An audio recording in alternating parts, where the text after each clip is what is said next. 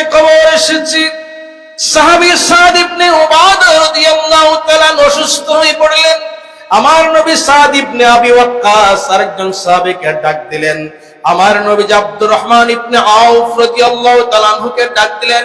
আমার নবীজি হযরত আব্দুল্লাহ ইবনে মাসউদ রাদিয়াল্লাহু তাআলা আনহুকে ডাক দিলেন, চলো আমার সাহাবী সাদ ইবনে উবাদা অসুস্থ হয়েছে, কার খবর কি একটু দেখে আসি, তার খবর কি একটু দেখে আসি। কয়েকজন মিলে আমার নবীর সাহাবী তাদেরকে নিয়ে সাদ ইবনে উবাদা রাদিয়াল্লাহু তাআলা আনহু করে গেলেন।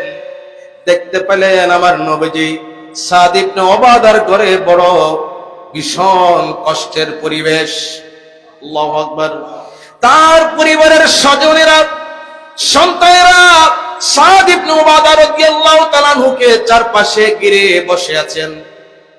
আমার নবীজি গিয়ে বললেন, কিরে কি ব্যাপার, কি হয়েছে? আমার সাহাবে সাদ ইবনে উবাদা মারা গিয়েছে নাকি? আল্লাহু আকবার। আমার নবীর প্রশ্নের জবাবে তার পরিবারের সদস্যরা বললেন, ইয়া রাসূলুল্লাহ, ইয়া হাবিবাল্লাহ, আপনার গোলাম সাদ ইবনে উবাদা মারা যায় নাই, কিন্তু ভীষণ অসুস্থ হয়ে পড়েছে। আমার নবী তাদের কথা শুনে আর নিজেকে ধরে রাখতে পারলেন না। আমার নবীর দু চোখ বেয়ে রহমতের পানি গড়িয়ে পড়ে গিয়েছে। পানি পড়েছে, কষ্ট, উম্মতের কষ্টে নবী কষ্ট পান, ঠিক কিনা? আমার নবীর নবুয়তের চোখে পানি দেখে সাদ ইবনে উবাদা রাদিয়াল্লাহু তাআলা আনহুর পরিবারের সকল সদস্যরা কান্নাকাটি করতে লাগলেন, কেঁদে দিলেন।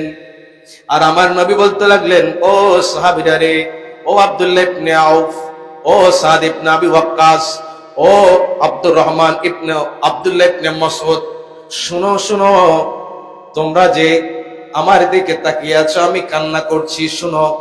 আল্লাহ তাআলা বান্দার চোখের পানির কারণে, অন্তরের কষ্টের কারণে গুনাহগুলো মাফ করে দেয়। আমি হযরত সাদ ইবনে আব্দুল্লাহ ইবনে সাদ ইবনে উবাদা রাদিয়াল্লাহু তাআলা আনহুকে দেখে আমার খুব কষ্ট হয়, আমি কষ্ট অনুভব করছি, কষ্ট পেয়েছি। আমাদের এই চোখের পানির কারণে আল্লাহ সাদ ইবনে উবাদাকে মাফ করে দেবেন, আমাদেরকেও মাফ করে দেবেন।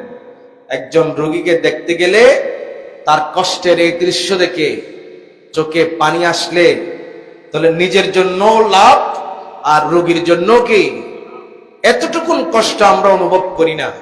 রাসূল করিম সাল্লাল্লাহু আলাইহি ওয়াসাল্লাম শিক্ষা দিলেন, কোন রোগীকে দেখতে গেলে তোমার মনটা যেন নরম হয়ে যায়, তোমার মনটা যেন গলে যায়, তোমার চোখ বেয়ে যেন পানি আসে, তোমার মনে যেন কষ্ট অনুভব করো, আহা কত কষ্ট পাচ্ছে। মনটা যদি পাষাণ হয়ে যায়, মৃত্যুর কথা যদি বৎসরে একবার ভাবতে না পারেন, চট্টগ্রাম মেডিকেলে 26 নম্বর ওয়ার্ডে, 25 নম্বর ওয়ার্ডে, 24 নম্বর ওয়ার্ডে, 12 নম্বর ওয়ার্ডে যাবেন, কি ভয়ঙ্কর কষ্টের মধ্যে আল্লাহর বান্দারা আছে, দেখবেন মনটা নরম হয়ে যাবে। আমার রাসূল বলতে লাগলেন, রোগীদেরকে দেখতে যাবে, তার কষ্টে তুমি কষ্ট অনুভব করবে, এক ফোঁটা চোখের পানি ফেলে দেওয়ার চেষ্টা করবে। তোমাদের চোখের পানির কারণে, মনের কষ্টের কারণে আল্লাহ রোগীকে মাফ করে দিবে। আর শোনো, রোগীর জন্য কাঁদবে, কিন্তু মৃত ব্যক্তির জন্য কাঁদবে না। মৃত ব্যক্তির জন্য কি করবে না? কারণ মৃত ব্যক্তিকে কষ্ট দেওয়া হয়, আযাব দেওয়া হয় তার আত্মীয় স্বজন পরিবারের কান্নার কারণে। আত্মীয় স্বজনের পরিবারের কান্নার কারণে মৃত ব্যক্তিকে কি দেওয়া হয়? আযাব দেওয়া হয়। কিতাবুল জানায়েজ, সহিহ বুখারী শরীফ, এখানে হাদিস আছে, মৃত ব্যক্তিকে তার স্বজনদের কান্নার কারণে কষ্ট দেওয়া হয়, আযাব দেওয়া হয়। এজন্য মৃত ব্যক্তির জন্য আমরা কাঁদবো না। আল্লাহ, তুমি তোমার বান্দাকে নিয়ে গেছো, তোমার সিদ্ধান্ত আমরা মেনে নিয়েছি। ইন্না লিল্লাহি ওয়া ইন্না ইলাইহি রাজিউন। আর রোগীকে দেখতে যাবেন, মুমূর্ষু ব্যক্তিকে দেখতে যাবেন, সাকরাতের কষ্টে কাতর ব্যক্তিকে দেখতে যাবেন, তাকে দেখে এক ফোঁটা চোখের পানি ফেলে দেন, তাকে দেখে মনের কষ্ট অনুভব করবেন। এতে করে ওই বান্দারও লাভ হবে, যিনি দেখতে যাবেন তারও লাভ হবে।